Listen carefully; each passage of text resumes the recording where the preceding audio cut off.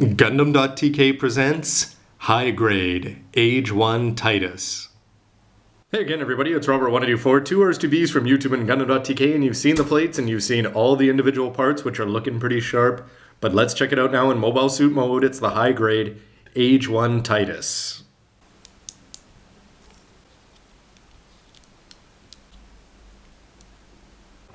And when he's all done, much to the Genois's delight, he will appear and beat down whatever Bacto, Gafran, or Zetus will throw at him.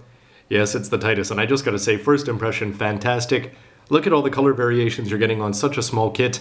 I'm talking about these little tiny white pieces, the way that they put this red part on top, showing off gray top and bottom, all the different colors that you're getting in the arms and everything, not to mention the regular stuff that we've already seen on the AGE-1 normal, like the blue and gray there. I think this kit looks great. It's red, it's cartoony, it's cheesy, but if you can get past that, I think you'll really like the way this kit pulls it off.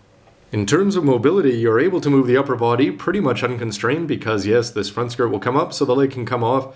Off to the side, that red part there is going to get in the way, so you're not going to get full splits, but you are going to be able to do a lot of different things, and remember that every part of this waist section moves, which combined with these hips which move and rotate here, you're pretty much not going to be constrained at all. The legs are going to give you that big bend there. The armor doesn't look out of place when you bend it. And the ankles, because they're on that very interesting mounted piece there, sort of looks like an upside down U here, you're actually able to move the ankles all over, and they still look good from the front, no matter what you do with them. Once again, however, it's the upper body that's the most important on a Hulk, and yes, you can spin this part around if you chose to. You're going to be able to move this here because it's on a double ball joint, but it's the arms where things really start to get interesting. First of all, that red part there in the shoulder is going to move up and forward and back, but then because it's got this additional bend here on the shoulder, you'll notice that you can have this part bend up, but you could also put the shoulder up and then bring the arm down. So you can actually get a few different effects, and every one of them is going to look good.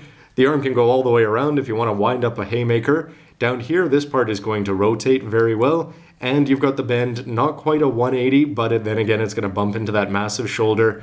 One thing I found just a little bit disappointing is that the manipulators, this gray part, wouldn't that be cool if that moved? I'd imagine we'll see it on the master grade. But as it is, it looks good, and everything's going to move everywhere you'd want. And if you sort of cheat, you're still not going to be able to get it to touch the other shoulder. So let's see now, in terms of weapons, you're going to have to add absolutely nothing. Pretty much you just got to get your pose. I had just put him in pretty much a straight stand before. Here I've just tried to just make it a little bit more dynamic just by moving the angles that the body's at. But pretty much as soon as you see this guy and you put him together, you can get all sorts of cool poses, in no small thanks to the fact that you can move those shoulders all around. And when you add in all of that waist and hip mobility, you can pretty much get him to do anything, and anything that you do, he's going to come across as looking powerful and somebody you don't want to get punched by. For height comparison, you can see here that he's going to be a little bit shorter than the AGE-1 normal, which is the same as the Genois here in terms of height. The Master's Gundam shoulders really match him here, and in terms of height, the Master actually seems to have the edge, especially when you add in his massive V head, if you want to call it that. And compared to his 600 yen half-price advanced grade competitor or edition, depending if you want to buy them both, first of all, just in terms of looks, you'll just see how many more details you're going to get, especially on the upper body. Not so much the legs, they do a pretty good job with the AG of getting that done. But in terms of overall details and just having that chest sticker, I think he looks much better, of course, the high grade, as expected. But in terms of height, pretty much equal here, unlike the AG AGE-1 normal, which was actually quite a bit shorter than its HG counterpart. In terms of posing, yes, the Master Grade Ground Gundam seems a long time ago when you're seeing this high grade be able to do stuff like this. No problem at all getting down on one knee, and again, just because that you can move the shoulders in so many ways, there's really nothing that you can't do with that upper body.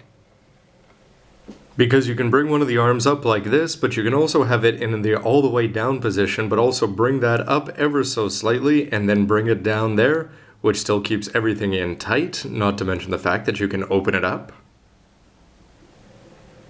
Really, there are a lot of different poses that you can do with this thing, most of them variations of looking strong or punching, that you'd never really expect a lead Gundam to do. In terms of getting ready to punch or using a shoulder tackle again, he's going to look good pretty much anything that you do with him. Up on an action base, again, he could be coming down pretty hard on whoever happens to be underneath. With the effect parts in place, you're going to have the beam knee kick looking pretty good.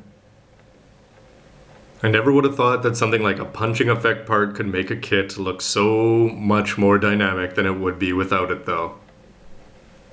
The box does show this shoulder part being split if you look carefully, and with the effect parts on, the beam shoulder tackle, which reminds me of the Maxter just because it's football. But the Bolt Gundam would probably be more accurate, as somebody pointed out.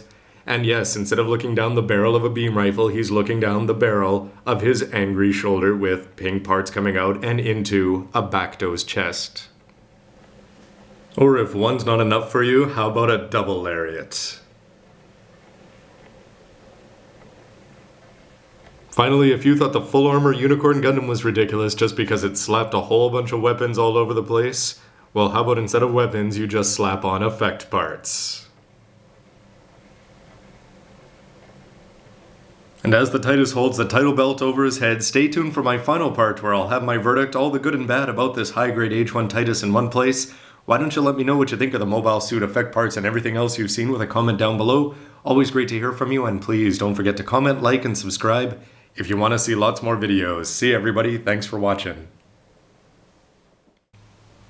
Sorry, you totally should have appeared in this video for the height comparison, except for the fact that I borrowed your head. Funny though, isn't it, that I still win the height comparison?